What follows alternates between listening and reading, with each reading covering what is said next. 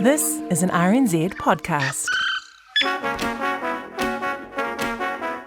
Being able to be there and go over to like auntie's house and have jollof, then come back home, have rice and curry, but then go to school and then being like, oh, so this is how you use a knife and fork. You know, it was all of that. Like you really take it for granted. And it's only now I'm like, wow, that's actually just fine-tuned different things in me. I don't call myself British, I call myself a Londonite because London is what made me who I am. It is such this infinitely multicultural place that you take on so much of that environment. Hi, I'm Kadambari Raghukumar, and on Here Now today, I'm with producer, selector and DJ hailing from London, GoldTooth, or as his Eelam Tamil parents named him, Jaden Naganathan. GoldTooth stands out not just because of his moniker, but how he's successfully fused his heritage of being Tamil diaspora with advocating for that gritty mix of bass-heavy sounds of the UK underground. But also, drill takes on whole new layers of meaning when it comes to GoldTooth. I mean, how many people do we know that are DJs by night and dentists by day? So, welcome to Back to Basics. Growing up in London, GoldTooth is without a doubt a product of his environment. And that was one massive melting pot. Though I was brought up in a British household and probably went to a predominantly white school, my neighbours were Korean, I had Caribbean neighbours. That street was just almost like the world. Going to a predominantly white school, I was sort of trying to figure out what they would listen to, then going to auntie's house and then figuring out what high life was. And it just kind of goes, all right, cool. Like, if you understand the music, you kind of understand the culture.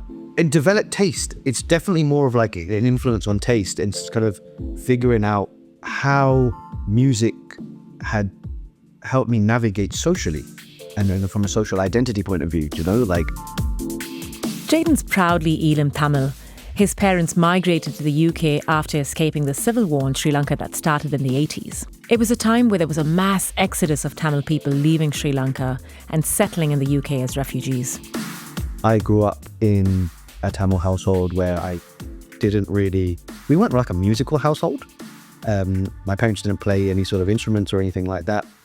We had sort of songs and films running on in the background and bhajans in the background. Music for me was more from an academic point of view. They sent me to music class. I grew up playing the Carnatic flute. What was that like? Great. I loved it. Yeah. It was my first sort of love for music, really. I think at the time, it was just like, got to go to flute lessons. But I had a great teacher and it helped me pick out. At the time, I thought it was as Tamil culture, but I guess just South Asian and South Indian culture as a whole to be kind of accurate. But what it truly meant, because I think, especially from an Eelam Tamil background, arts isn't pushed. And we don't really talk about arts, not because we're not interested in it, maybe consuming art is a sort of privilege. Why do you think that is? I think to be able to have the time and to sit there and empathize with things about art, it does take an amount of privilege. So when you come from backgrounds that have had, for example, like the Eelam Tamil background, if you've gone through war, it's not that you can't appreciate the art, but you just don't seem to have the time and to sit down, ponder, and really take it in. I think, especially again from an Eelam Tamil background, we've sort of like neglected that from a survival point of view. Maybe it's not going to help you get through life, or you need your academics. So we sort of go, we can enjoy it, but let's not pursue it as much. But I'm really grateful that I am in a position to be able to consume it. And so what did you consume growing up as part of both the Eelam Tamil community in the UK, in London specifically, as well as a wider diasporic sort of community with all the other influences? What did you grow up listening to? So obviously Carnatic music, because I was going to music lessons and looking at South Indian fine art. Going to a predominantly sort of white school, I was really sort of engaged in rock music. So I was a massive metalhead at that time. Things like... I would have never picked you for one. Oh, yeah. Metal was my sort of like closed cupboard. I grew up, I still vividly remember watching Linkin Park on Top of the Pops. And that became more and more extreme to the point where I was really into like death and black metal, because I was like, this is amazing. And I can talk to all my predominantly white friends about this stuff. And I really enjoyed it and kind of taught me like teen angst. Then my older cousins, I had two sects of older cousins, some of them who migrated to the UK in the 80s. And then I had some who were born sort of late 80s, early 90s. And there was a very funny disparity between them. The early 80s, they were into sort of things like jungle, drum and bass, hardcore, house, because they had come in at that time, like the Prodigy era and the rave era. Then I had this other sect of cousins who were a bit later, and they were really into things like R&B and hip hop, because as Tamils, we sort of really aligned with the Afro-Caribbean population there. Proximity, I guess, from a class background, also proximity and color and the way we treated. We weren't considered Desi in England. We were definitely more Afro-Caribbean, especially in places like Croydon. Tamils and the Afro-Caribbeans were sort of the big populations at the time. So, so they would put me onto things like dancehall, like Beanie Man and Elephant Man, but there's into things like Jagged Edge. And I had one cousin who'd give me like mix CDs every day. And that's when I discovered grime. I was like, whoa, what is this? Because they're all rapping and it sounds like it's hip hop, but it's British. So it took a really difficult question. I've kind of given you like every genre under the planet, but it was just a way of like so many things. But here's a funny story, actually. I was thinking about there's a story where it was just a way of fitting in, right? So I had my iPod, well, during my metal days, I had a little MP3 player, took that into Tamil school and I gave it to this older unknown, just be like, here's one. And I vividly remember him looking at it and goes, so you're a wannabe, aren't you? And I was like, first I didn't really understand what it meant. And I was like, this sounds like a bit of a diss, to be honest. The wannabe being that I wanted a wannabe white kid because it was just full of metal and rock music. That evening I went home and deleted my entire library and went and just downloaded strictly like Tamil music and hip hop and R&B, because I thought that was the expectation. Someone of my skin color, from my background, this is what we had to listen to. And it took a long time to get over that.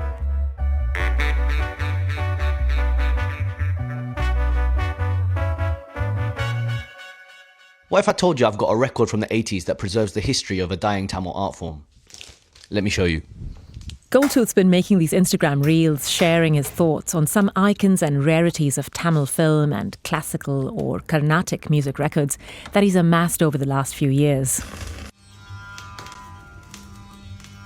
Water is probably one of the oldest instruments known to humanity, and long before since, musicians used to tune water to create notes.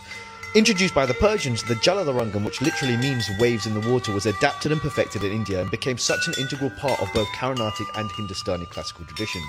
Now, if you grew up listening to Carnatic music or learning it, you probably know this tune coming. The way I got into Tamil music was through collecting records. We're talking at his home in Auckland's Ponsonby. There's a lot of art here. A piano, a very Tamil oil lamp in a corner, or a vilakku made of brass. There's DJ decks and a lot of vinyl. And this is just a fraction of his collection that I'm seeing. I've sort of invited myself over to see what this fellow Tamil vinyl collector is all about. So I'd been collecting all sorts of records for so long, since the age of about 13, 14, and we're talking predominantly grime, garage, drum and bass, mostly to DJ with, right?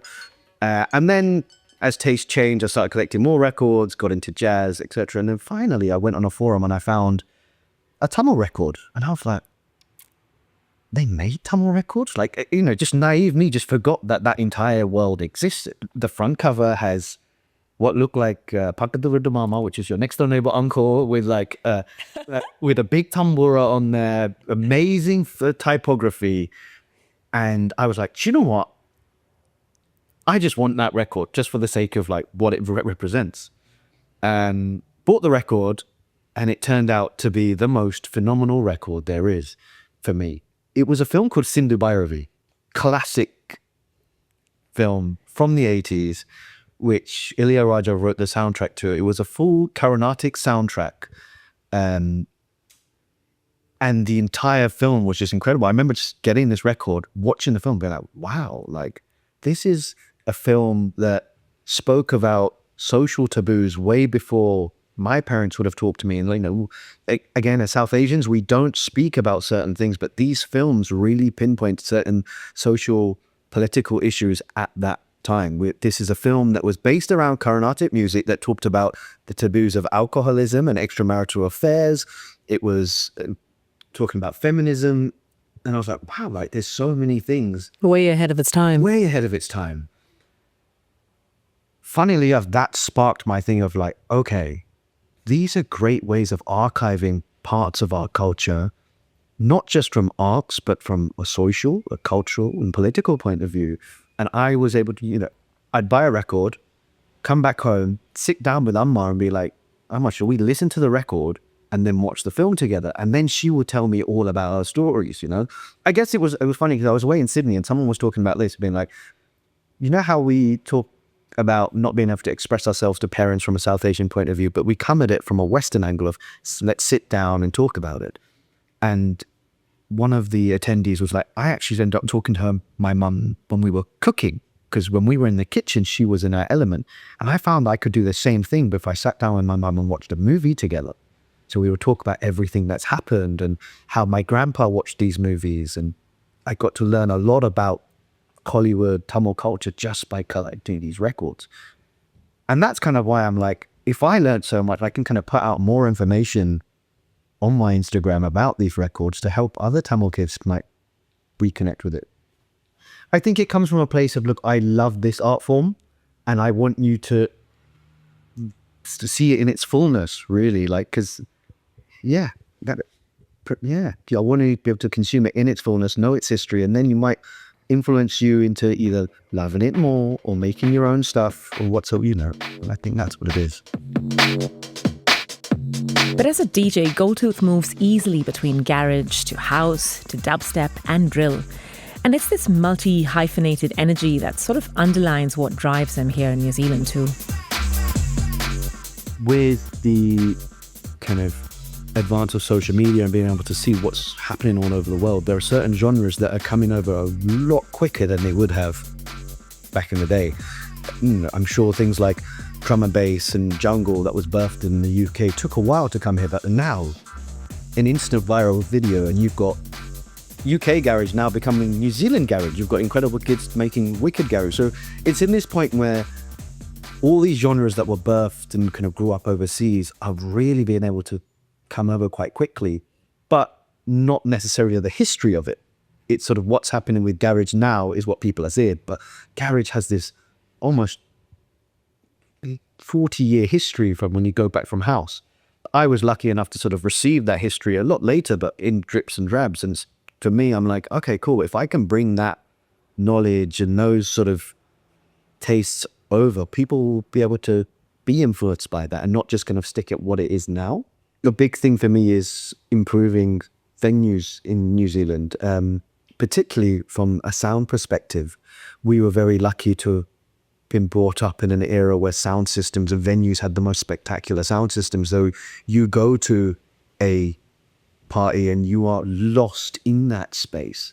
Whereas I don't feel myself, there's a few venues and a few sound system crews that do it here, but not as many as I'd like, where you can just go in there. And in these spaces, you don't pick out your phone because the sound is so impressive that you're consumed by this wall of bass. Or I think we need to get back to that sort of stage with music for sure. Like just being able to be there, be present, and trust the DJ. You trust the presenter of music.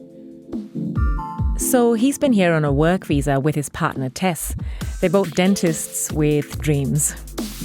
Vision for my life here is improve New Zealand's oral health as much as I can and help the communities, because I think there is a huge pitfall in the way that New Zealand's healthcare views dental health. So I'm still very much committed to that because that's a huge part of my life, a really important part of my life. So I'd really like to help communities with their oral health. I work with a campaign group called Dental for All, which campaigns for Titiriti aligned universal free dental care in Aotearoa, which we're trying to push as much as possible. So, and from a DJ perspective, I kind of help with their campaigns by fundraising, putting on events. So we did one of our events called Flossin, which was a couple March of last year, I think it was, which we raised almost about $5,500 to help communities down in South Auckland and help them with oral healthcare.